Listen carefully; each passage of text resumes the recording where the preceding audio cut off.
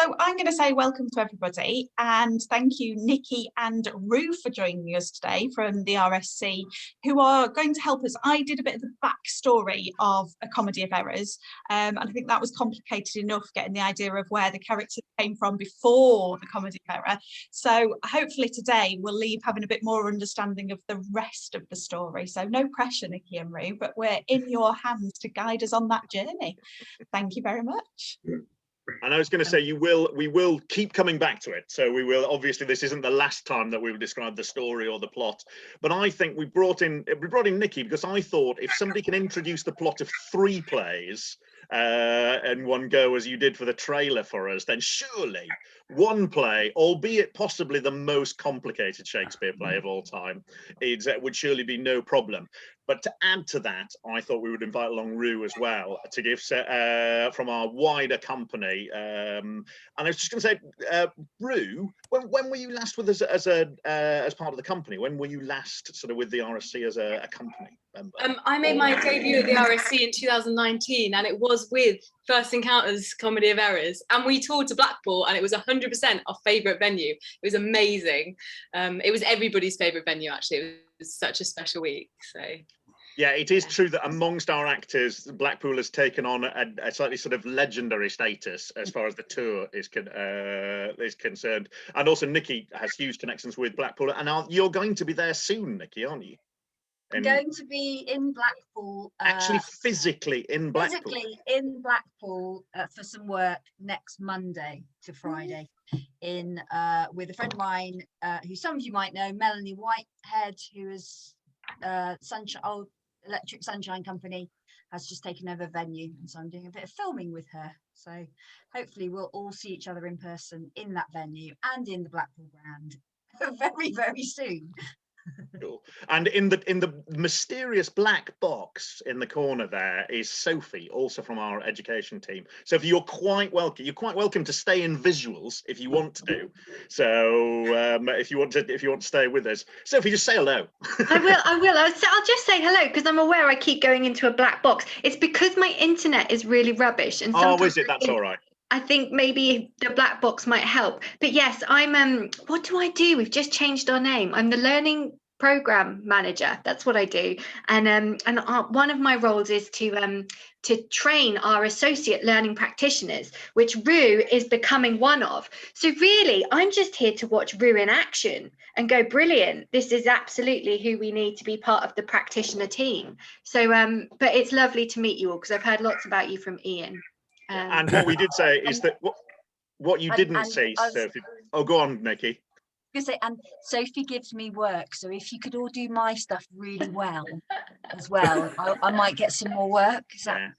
Yeah. So Nikki, some comments, some positive comments there will be great. What I have to say, Sophie, is that you missed the first bit, is where Rue was telling us all how to use, really usefully telling us all how to use Zoom and guiding us through it. So in many ways, she just became in charge of the whole thing. Brilliant. That's what we need. And we got Elaine with us as well. I think that's probably, shall we get rolling, Joe? So I will hand you over to Nikki, who is going to tell us everything we need to know, possibly know, about Comedy of Errors in the next 55 minutes. No pressure. Hello, everyone. Let's all wave at each other. Just say hello. Nice, excellent. Nice to see you all again. Some faces I recognise.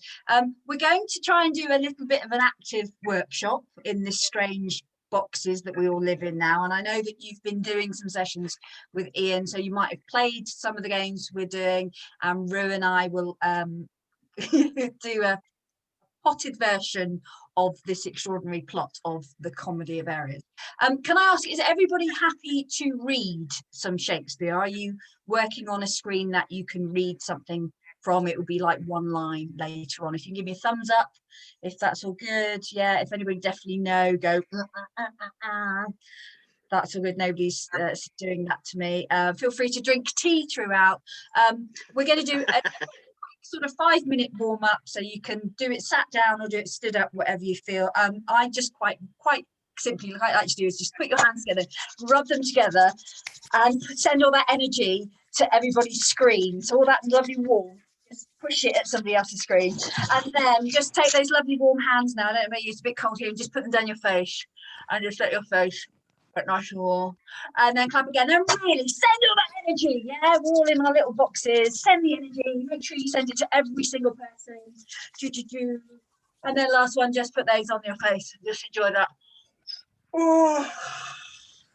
And then just give yourself a stretch up as you sat down one side, really stretch the side. And sandwiches for lunch, yeah. And stretch the other side. Lovely. And then if you want to just stretch and yawn as big as you can. And then just shake out, right? Lovely. So we should all feel, move our shoulders, because we all sat down. We should feel a bit more energy. And we're going to play a game called Buzzy Bees, and Rue is going to lead us. Thank you, Nikki. Thanks for that warm up. That was fantastic. I feel very energized. So I don't know if you've played this before, but I'll explain it very quickly. So we're going to practice flapping and buzzing a little bit like buzzy bees.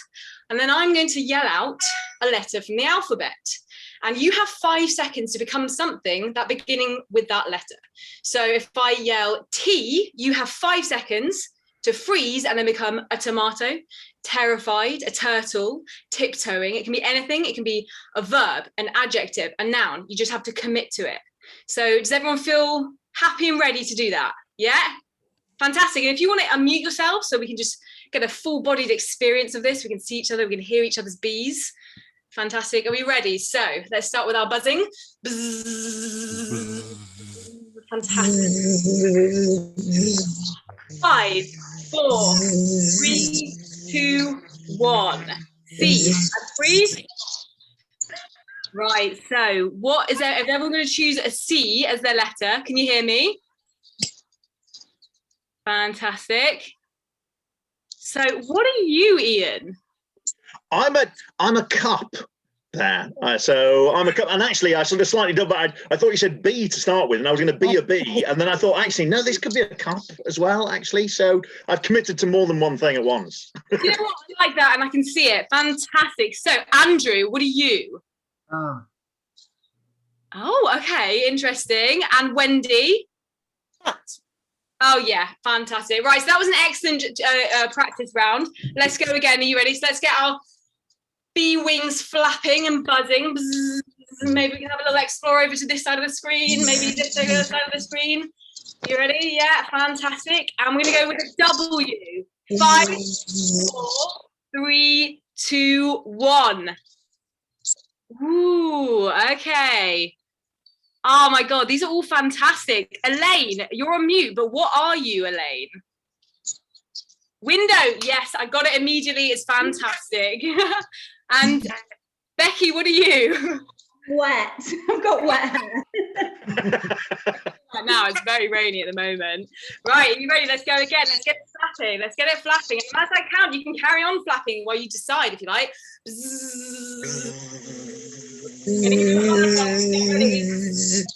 Q. 5, 4, 3, 2, 1. Q.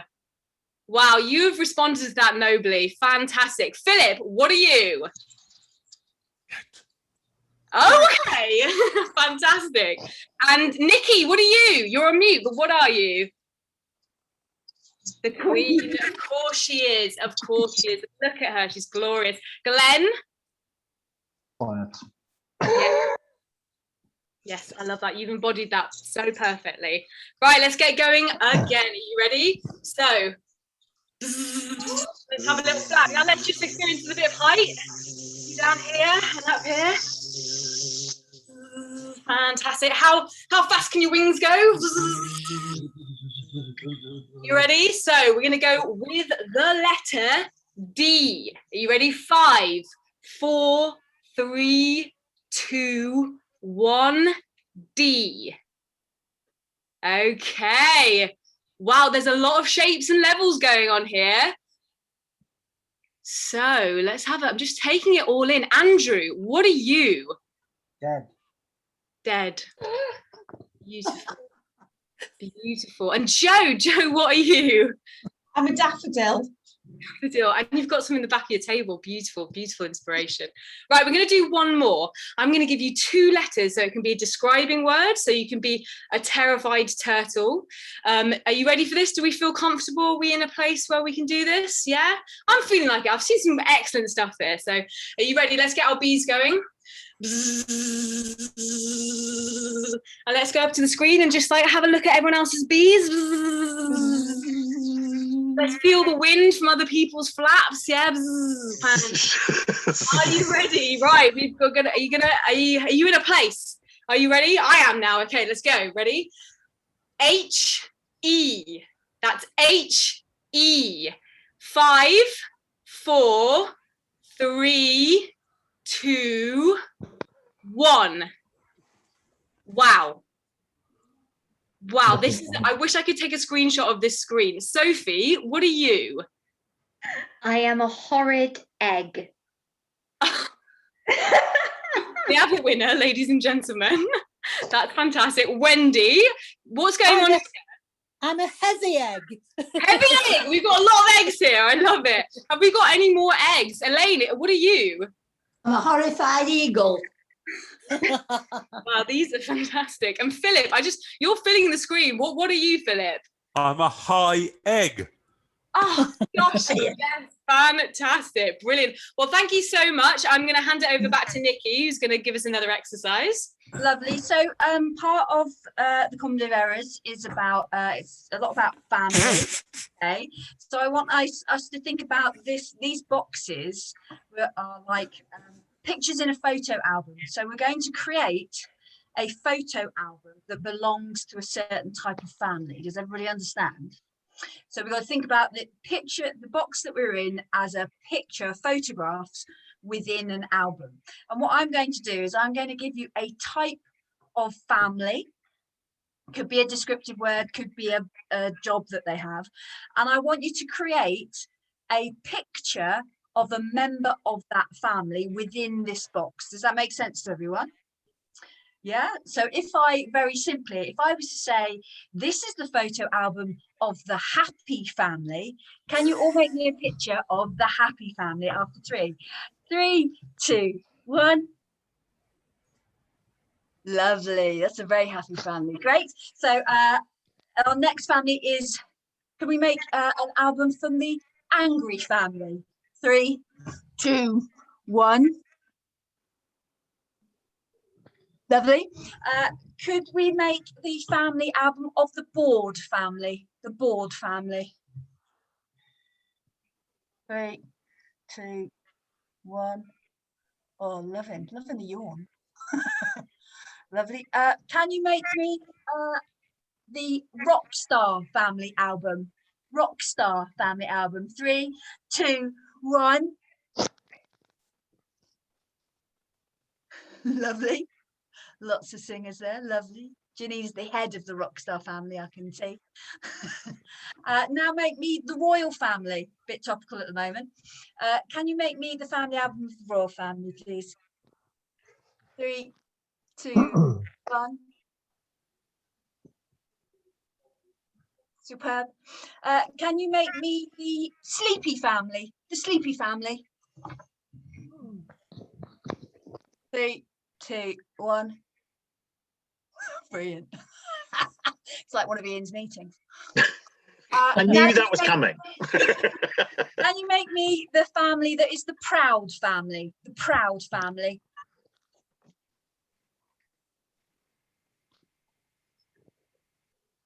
And now make me the theatrical family. Theatrical family.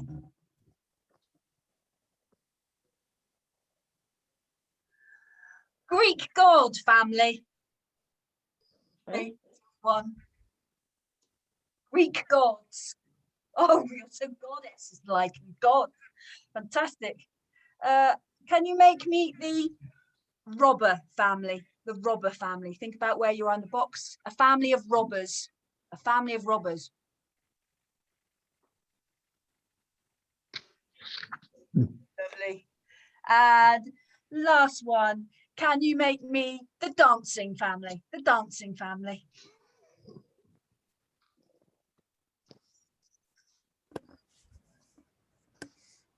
Beautiful, fantastic, relax. Thank you everyone for joining in with that. So that's hopefully got us a little bit warmed up. We've all been very different families to each other. We'll discover what this family is like as we go along.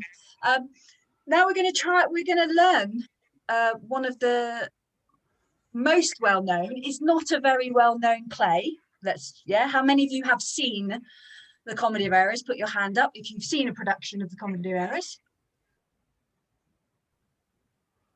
Great, Glenn has and Joe has, fantastic. Has anybody been in the Comedy of Errors? Anybody been in the Comedy of Errors? Just generally life, I think, yes, I've been in it. I was in Dromio. Joe's been in it. Great, fantastic. So we're going to learn a line. We're going to learn this magically because you're going to come up with your own productions in terms of these things. I know you guys have been doing that quite a lot, but this is a really simple way to learn lines. Actors always get asked, how do you learn a line? Okay. One, this is a very simple way of learning a line. And two, it makes us think about what these words really mean, the scale of these words. Okay. So what we're going to do is I'm going to say a word and we're all going to put the same action to that word. So we gradually learn it line by line, word by word. Does that make sense to everyone? Yeah? Hello, Liz. So our first word in the line is the word I, right? Now, if you had to mime in charades, you might point at yourself, okay? So everybody point at yourself. You can all mute yourself because we'll all be different sounds timing wise. So if you'll give yourself a mute, fantastic. So you're going to know the point of this is, and why I've asked you all to mute yourself, is I want you to be nice and loud in the space that you're in so that the action and what you're saying will join together. Okay, so point at yourself and say the word I after 3. 1, 2, 3. I. Right, nice and loud. Our second word is the word to. How might we remember the word to? Anyone? Yes, Andrew's got it, to. So now we're going to put those two things together. So we're going to go I to. Right. Our next word is the. What action might we do for the? Think about charades. Yes, Wendy's got a good classical T, right? So now put all of those three together. Remember to say them out loud. 1, 2, 3. I to the.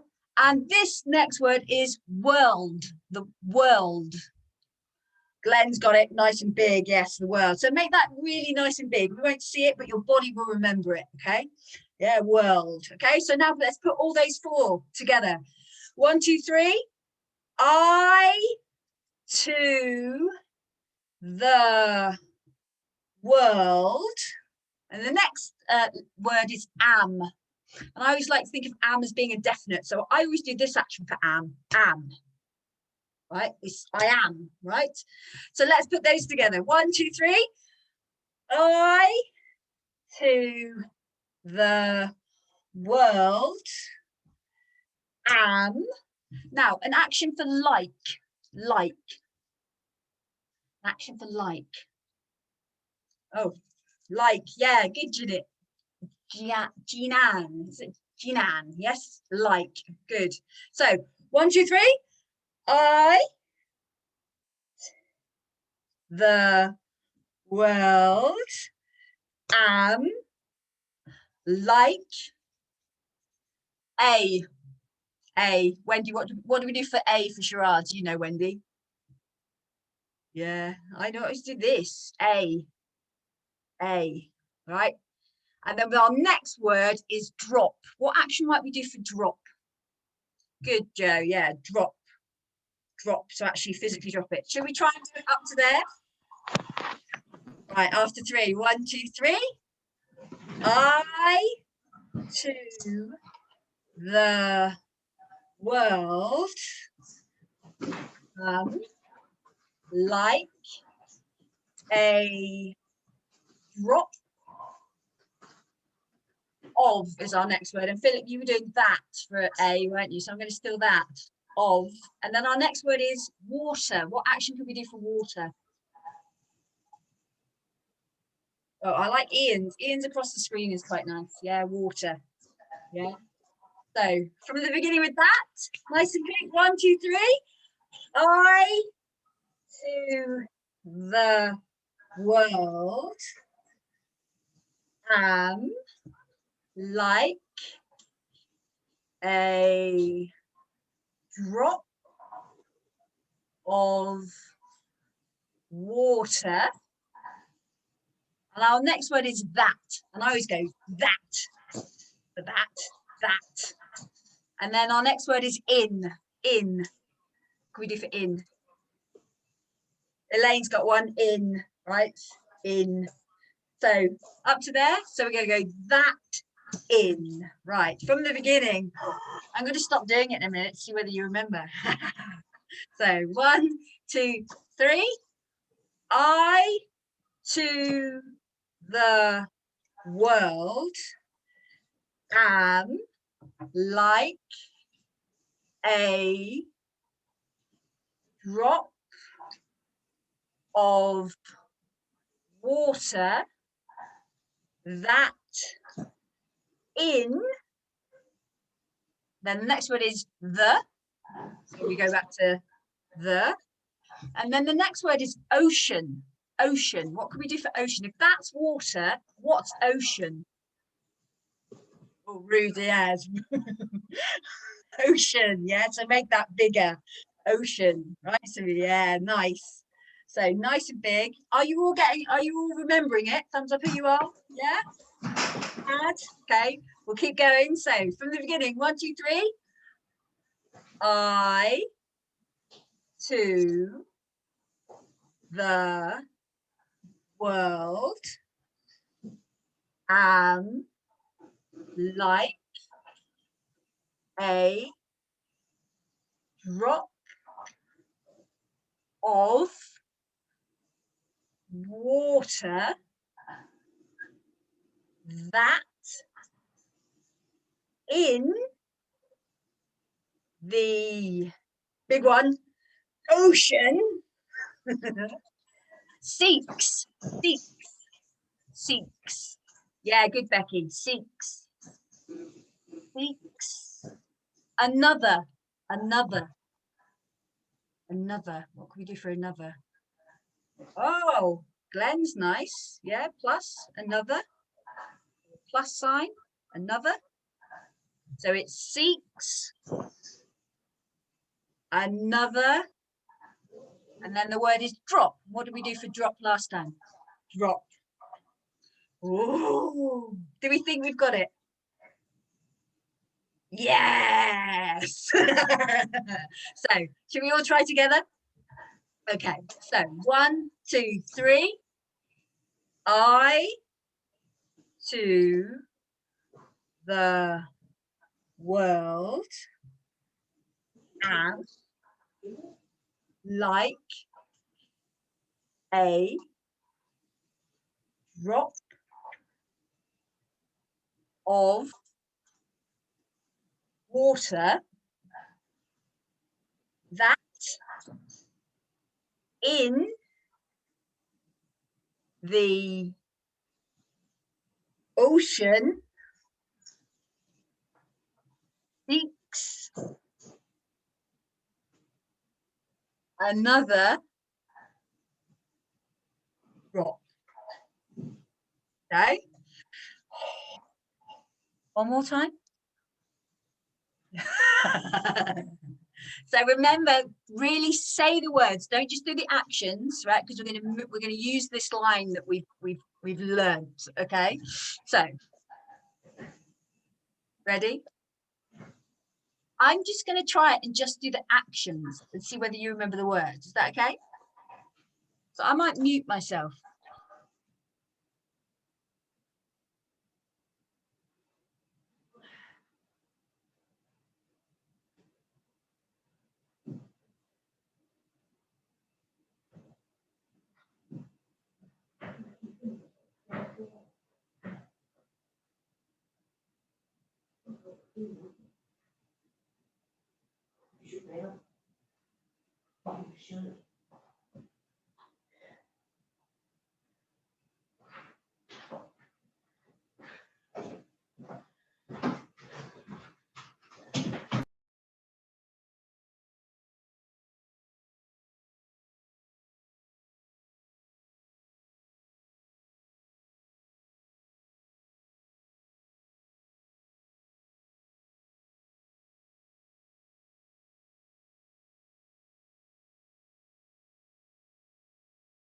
Well done, everyone. Cool. Yeah. Does everybody remember it? Would anybody like just try and say it without, or with the actions? But who would like? Would anyone like to volunteer to show us how good they are at that without me leading? Who's going to be brave? That you're hiding it behind your cameras. Wendy's going, don't look at me, don't pick me, don't pick me. Left, Nikki. Philip's left. Yeah, Philip's literally run off there at that moment. No, I'm scared, Philip. Oh my gosh. Right, let's do it one more time together then. And make sure we're saying it together, right? Because then I want us to try and exercise saying that line. Okay, so this is about really trying to remember what that line is. Okay, so one last time. 1, 2, 3. I to the world am like a drop of water that in the ocean seeks another drop. Excellent. Well done, everyone. Okay, so what I'd like you to do now is, as much as you can remember that word, I to the world am like a drop, and I always have to do that on drop myself to remember the line. I to the world am like a drop of water that in the ocean seeks another drop. Okay, can you try and say it without doing the actions, just to yourself, right? After 3, 1, 2, 3. I to the world am like a drop of water that in the ocean seeks another drop. How are we doing? Yeah, not bad. So now what I want you to do is let's explore ways of saying the line as much as you can remember it. If you need to do the actions while you're doing it, that's perfect. Can you say the line and get up nice and close to your camera and say it as if we are all spies, right? And this is the biggest secret that we've got. Okay, now I can't hear whether you're getting the line right, so it doesn't matter to me at all. Okay, this isn't a test in terms of have you learned this. It's a way of learning a line, but now let's play with the line. So we're going to say like spies, that line. Ready? 1, 2, 3. I to the world, I'm like a drop of water that in the ocean seeks another drop. Lovely. Now I want you to imagine you're having an argument with all of us, right? So now you're going to say the line as if you're really angry at the person opposite you. Ready? After 3, 1, 2, 3. I to the world am like a drop of water that in the ocean seeks another drop. Lovely. This time I want you to say it as if you're really bored with the line. So it's been a whole day, there's been no TV on, it's another day in lockdown. This is the most boring thing you've ever heard in your life. 1, 2, 3. I to the world am like a drop of water that in the ocean seeks another drop. Lovely. Now can you say it as if you are telling a bedtime story to a very young child? Okay, so your grandchild or little child, sort of about 4 years old, and you really like the child. You're not trying to scare them, because that's happened to me before in one of these workshops. Just get a bit worried about you lot. So, okay, so as if this is your lovely grandchild and you're telling them a story, right? 1, 2, 3. I to the world am like a drop of water that in the ocean seeks another drop. Fantastic. Can you say it as if you are a market trader selling apples and pears on an East End stall, right? Yeah, ready? 1, 2, 3. I to the world am like a drop of water that in the ocean seeks another drop. Lovely. Can you say it as if it's a very serious piece of news, breaking news, and you are a newsreader in this little box, and you've beaming into everybody's house. And this is your piece of news. It's very important. 1, 2, 3. I to the world am like a drop of water that in the ocean seeks another drop. Fantastic. Say it as if you're chatting somebody up at a bar or a tea dance. Yeah, you really like them. Elaine's going, I'm not doing that. I'm not doing that.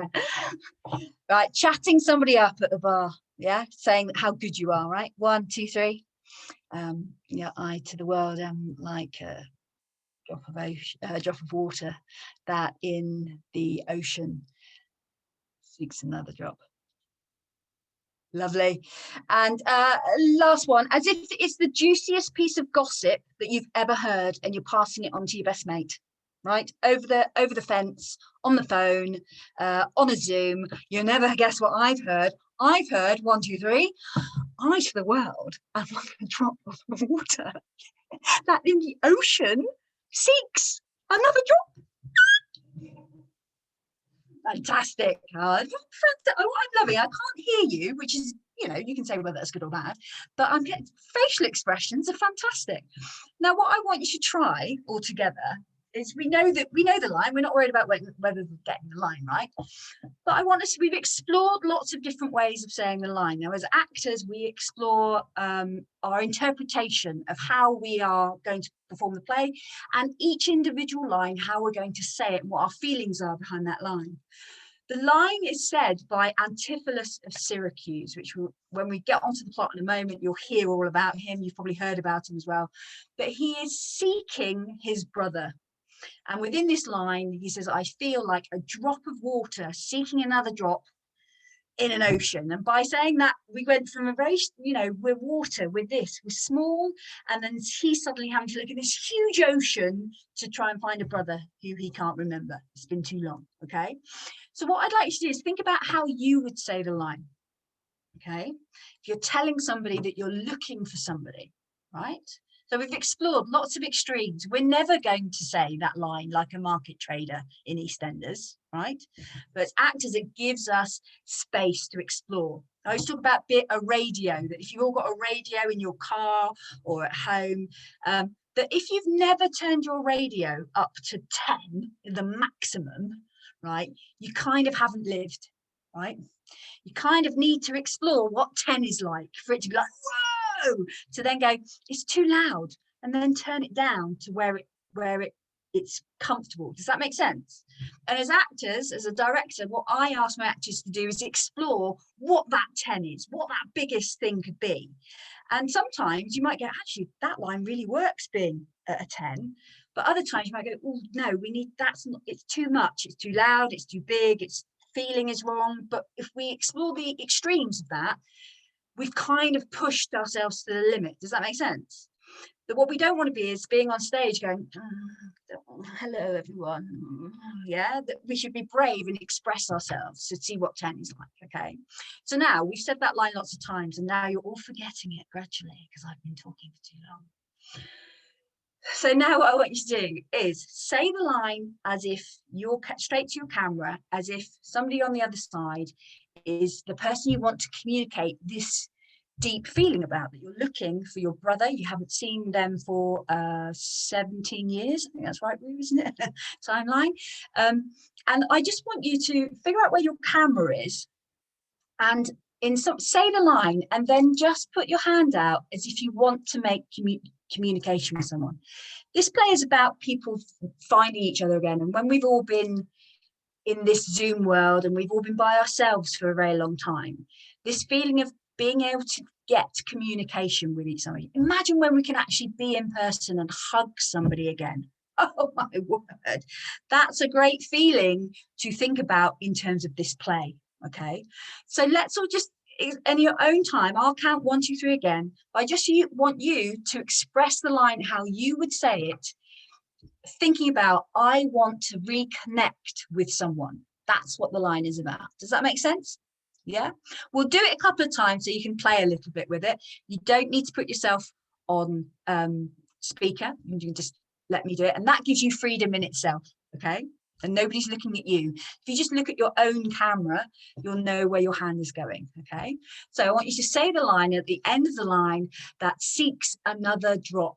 I just want you to put your hand out so that we end with a load of hands somewhere near the camera. It could be close, you could be farther away. If you want to, you could be closer. It's up to you. Should we give that a rehearsal a few times? Yeah? Perfect. Okay. So after 3, 1, 2, 3.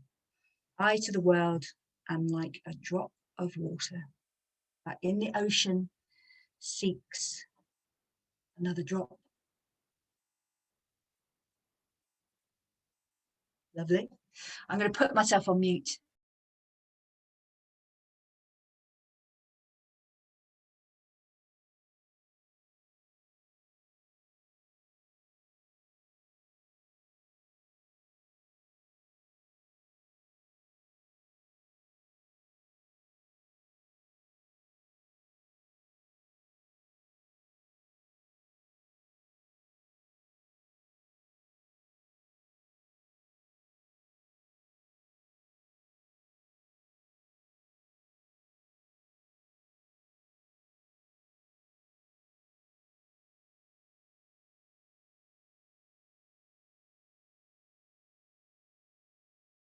Cool. Would anybody like to share how they're feeling about that line? You don't have to share the line, perform the line, but what that line made you feel and what doing that made you feel. Becky, thank you. I kind of explored a couple of different ways. I kind of explored doing it frustrated, but also sad. And then I was trying to think about how kind of maybe those two emotions might be really mixed up as well. So like frustrated and sad at the same time, that it's such a monumental task, that feels sad that it's been so long, feels sad that it's such a hard thing to do. Great, lovely, really nice. Yeah, that feeling of I've been searching for a long time and nothing, you know, I can't find, this is a hopeless task. Needle in a haystack could be another phrase, couldn't it? Anybody else want to share how they feel about that line, how they think the character's feeling about that line? I felt as if I was almost being overwhelmed by it. That's great, overwhelmed, lovely. And what were there any, Philip, were there any words that made you feel, that gave you that feeling of being overwhelmed? Drop, being so little against a big thing. Yeah, yeah. That'd be true for everything. So this drop, I always find the word ocean in that line, that you just go, my mind's eye, I just see a big empty stretch of water. And you're like Blackpool, you've got this. We've got that big stretch of water. Oh my gosh. And I grew up in Paynton, Devon, and I miss that stretch of water, but there's something there. The idea of there being something out there is useful. It's the juxtaposition of drop and ocean. Yeah, this and this. This and that. Yeah. So, and that was interesting in terms of the exercise of putting an action to go from, you know, drop and water to go it's this huge thing. That's how this character is feeling within there. Cool. Anybody else like share anything before we move on? No, everybody happy? Good. We'll see whether we remember that line at the end of the session. So now we're going to get, so that's Antipholus of Syracuse. He's looking for something, right? Rue and I are now going to tell you this crazy plot, and I'm just going to move because my script that I'm reading from is just over here. So forgive me because I won't be able to see all of you. Rue, have you got your script up? Lovely. So do you want to unmute yourself? So we are going to tell you the plot of the Comedy of Errors, and we've split it so that everything that I say is about Antipholus and Dromio of Ephesus, where the play is set, and everything that you're good, you've changed your name. I forgot to do that. And everything that I am going to say, and I'm now not going to be able to spell it, is about Syracuse, is about, oh no, you're Syracuse, I'm Ephesus. Oh my gosh, it's going so well. I've told Nikki this story quite a few times because it haunts my dreams. But I played Luciana and the Duke, and the Duke's got the opening monologue where they really clearly set out what is going on. And I mixed up Ephesus and Syracuse, and just couldn't like find a way to sort of like go back on it and execute it. So just the whole play, everyone was just absolutely killing themselves because just not a good mistake to make. Not a good mistake to make if you're going to make one. Is mix up those two. Rules of Rain. Anyway, go on. It's fantastic. So we're going to read it. So it's my version of the plot. I've tried to cut it down as much as possible. All I want you to do is to listen to it, and at the end, I'm just going to ask you, what do you remember? Yeah. And again, it's not a test. It's just going, which bits of the plot do we remember the most? What are the bits that stick in our brain, and what sticks in people's brains for different reasons? Okay. So.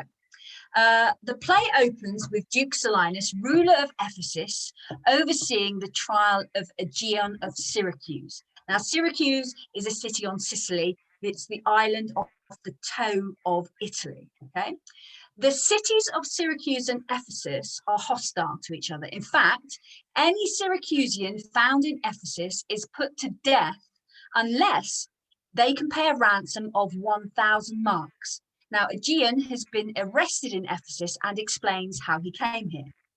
This is his story. He and his wife, Amelia, have twin sons, exactly alike, identical. The parents had purchased twin slaves, also exactly alike, identical, who attended on their sons. In a shipwreck 23 years ago, the family were separated. The younger son and one slave with Aegeon, the other son and slave with his wife. Aegeon has never seen his wife and that side of the family since. 7 years ago, the younger son, called Antipholus of Syracuse, on reaching manhood, has gone with his slave Dromio in search of his brother and his mother. Hearing no news from his son for years, Aegeon has sought him all over the world, coming at last to Ephesus. The Duke Silenus, ruler of Ephesus, is really moved by this tale and gives Aegeon a day to try and find the 1,000 mark ransom. Otherwise, he'll be put to death. Meanwhile, in a nearby marketplace, a merchant has befriended 2 tourists. Antipholus of Syracuse, Aegeon's son, and his slave Dromio have arrived in Ephesus. Learning of the ban on Syracusians, they put on local dress. Antipholus gives 1,000 gold marks to Dromio and tells him to stash it at the Centaur pub where they're going to stay. Now, unbeknown to these new arrivals in town, their twins have been living in Ephesus for years, and they are also called Antipholus and Dromio. More on that later. Okay. Now, Dromio of Ephesus, approaches Antipholus of Syracuse, thinking this new Antipholus is his master. Antipholus of Syracuse, of course, thinks that this is his servant and asks him if he's dealt with the gold. Dromio of Ephesus denies any dealings with gold and replies that Antipholus is late for dinner and his wife, Adriana, is waiting for him along with her sister, Luciana. Very strange. Antipholus of Syracuse denies being married and ends up hitting Dromio of Ephesus and heads off towards the Centaur pub. Now, Dromio of Ephesus returns home and tells Adriana that her husband is mad, that he is denying her and their home. Adriana and Luciana angrily go and find Antipholus of Syracuse and they shout at him. They suspect he's having an affair. Antipholus of Syracuse says he has just arrived, but they think he's playing a game. He decides to go with them to their house as it's all so bizarre. Dromio of Syracuse decides they must be witches and follows the women and his master to the house. Right, and while they're having dinner, the real Antipholus of Ephesus arrives back at his house with friends late. He tries to enter the house, but the door is locked. Because Dromio of Syracuse is now the doorman and he's refusing to let the real master in. Antipholus of Ephesus calls to the housemaid Luce to let him in, but she also thinks her master is already inside and eating supper, so she tells this man to clear off too. Antipholus of Ephesus threatens to break his own door down, but his friends persuade him not to. They'll go to the Tiger Tavern instead for a while. Angry that he's been locked out, Antipholus decides that his wife, Adriana, does not deserve a chain he has asked Angelo the goldsmith to make as a present. He will give it to a prostitute he knows instead. He heads to the pub. Ooh. Meanwhile, in the house after dinner, Luciana tries to persuade Antipholus of Syracuse to comfort his wife as she's so upset. But of course, Adriana is not Antipholus of Syracuse's wife. And just to complicate things further, this newly arrived Antipholus has fallen in love with Luciana and he declares his love to her. Luciana, of course, is horrified. He's married to her sister, but Antipholus of Syracuse cannot help himself. It's Luciana or nobody. Meanwhile, the cook in the house, Nell, has claimed poor Dromio of Syracuse. He complains to Antipholus that Nell says that they're married. Dromio is obviously terrified. Nell has described every birthmark on Dromio's body to him, so it must be witchcraft. They agree to escape from Ephesus, from Ephesus on the next boat. You again. It is. Then Angelo, this is about the point in the play as well that you just don't know who you are.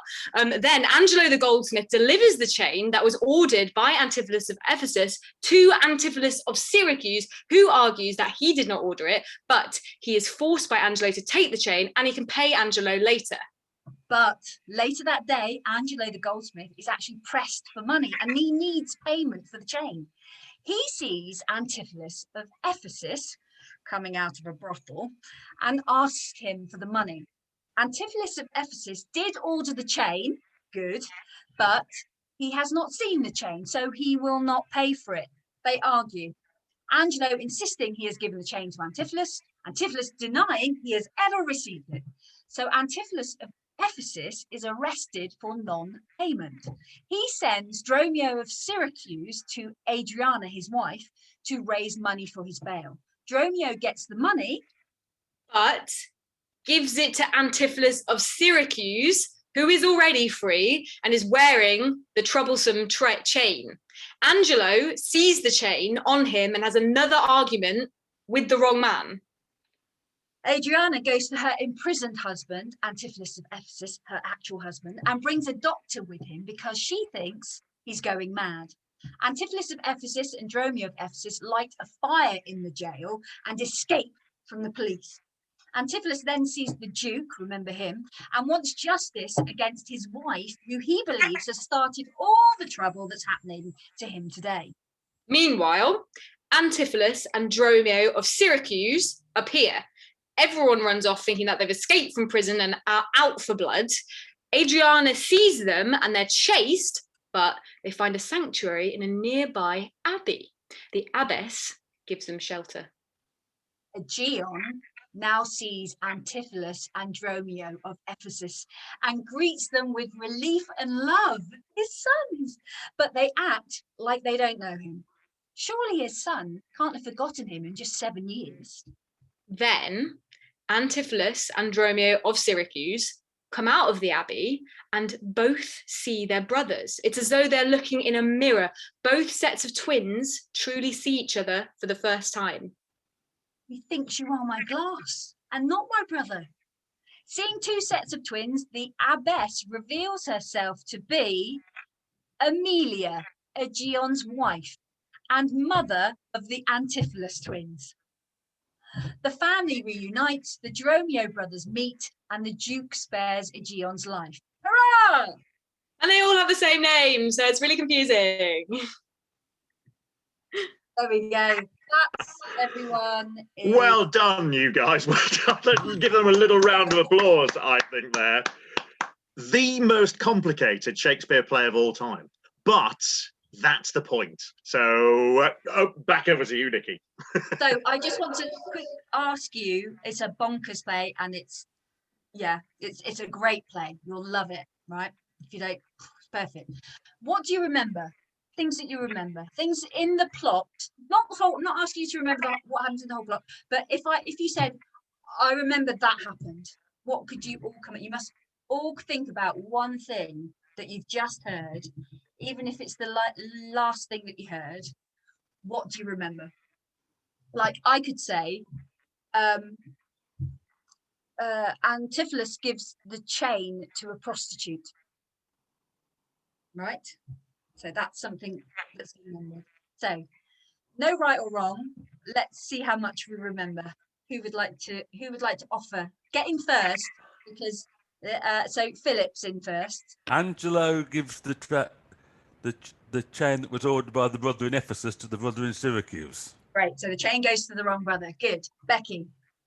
Antipholus of Syracuse falls in love with Antipholus of Ephesius's sister-in-law. Yes. I don't know if I said that right, but that's you have. Perfect. Anything else we remember? Romeo thinks the cook must be capable of witchcraft because he knows his birthmarks and everything. He knows what his body. She knows what his body looks like. Yeah, good, excellent. Anything else? Syracusians aren't allowed in Ephesus on pain of death. Perfect. Very good, Wendy. How much do they have to pay? 1,000 marks. Yes. Well, you are on the case. Anybody else? Remember that. Little things. That's all we're looking for. Little detail. Anybody else? You've already said one. You can say one again. It's up to you. I always remember Antipholus of Syracuse hitting Dromio of Ephesus. Yes. Yes, so there's a bit of violence there. Yeah. What does Adriana think has happened to her husband? Gone mad. Oh, yeah. Yeah, he's gone mad. How do they escape from the prison? Set a fire. Yeah, Joe's got into the action things now. Yeah, set a fire. Good. Okay. So it's very. Sorry, did somebody just start to say something? And I butted in. I think it was just your microphone, Nikki. Okay. Thank you. So as you can tell, and I know you had a session with Richard Bean last week, yeah, who's writes, One Man, Two Governors, brilliant farce. It's a farce, this play, okay? So it's not a Romeo and Juliet, it's not a Macbeth. It takes on something that was very, the time Shakespeare's writing, farces were one of the types of theatre that people went, oh yeah, we know we're going to have a good night, okay? So it's a typical farce. So there are people arriving very quickly after they supposedly disappeared, that idea of a twin walking around one corner and the twin sort of arriving. So a double take sort of feeling about this performance.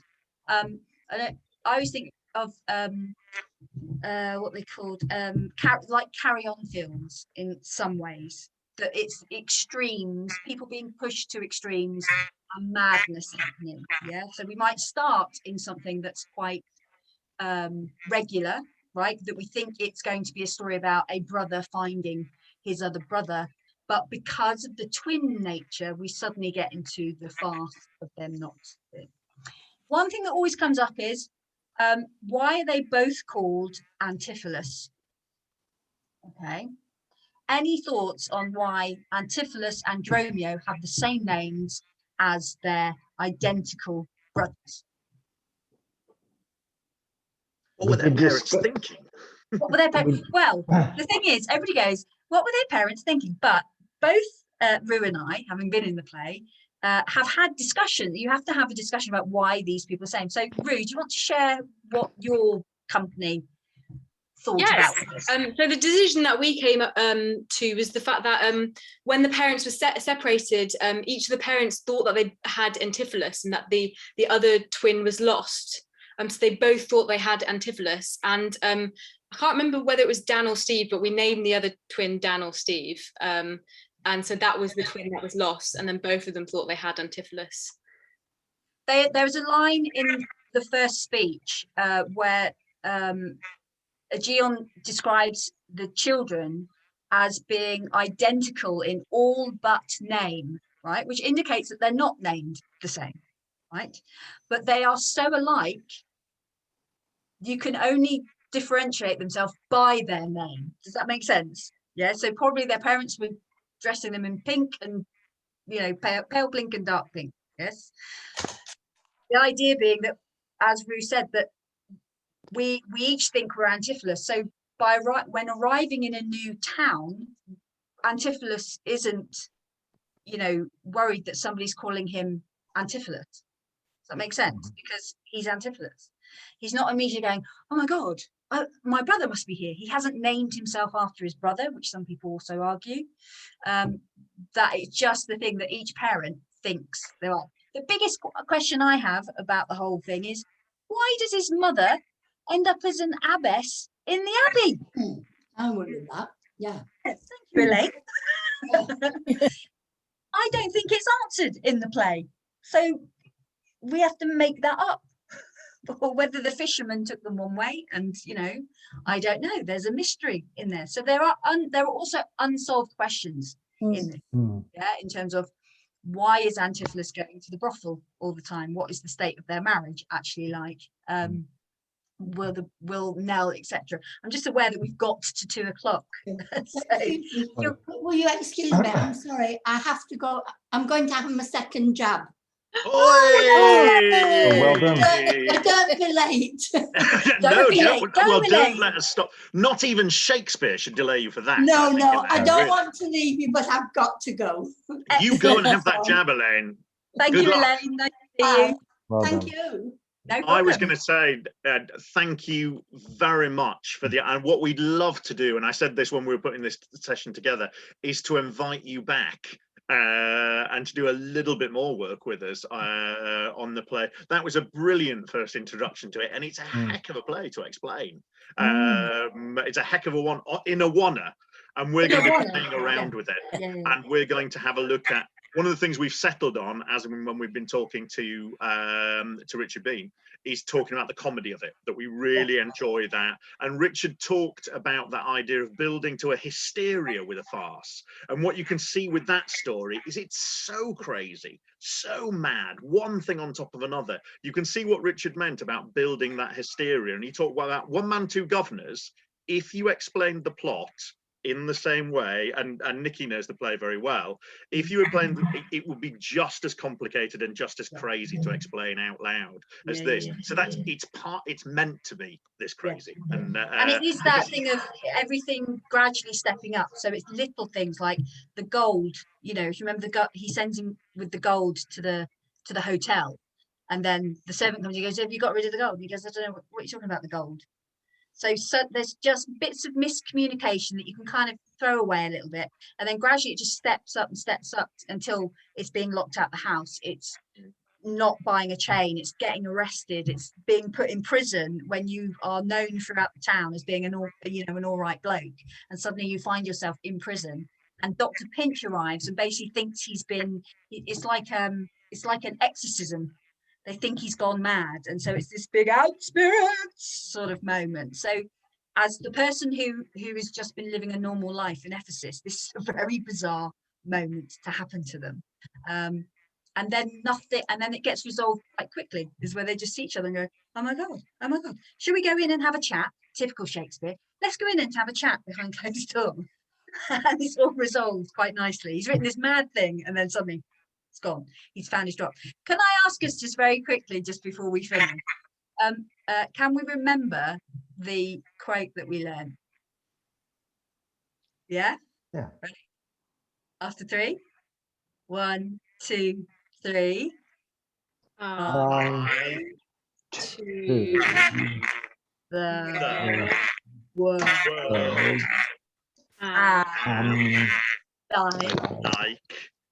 a drop Oh.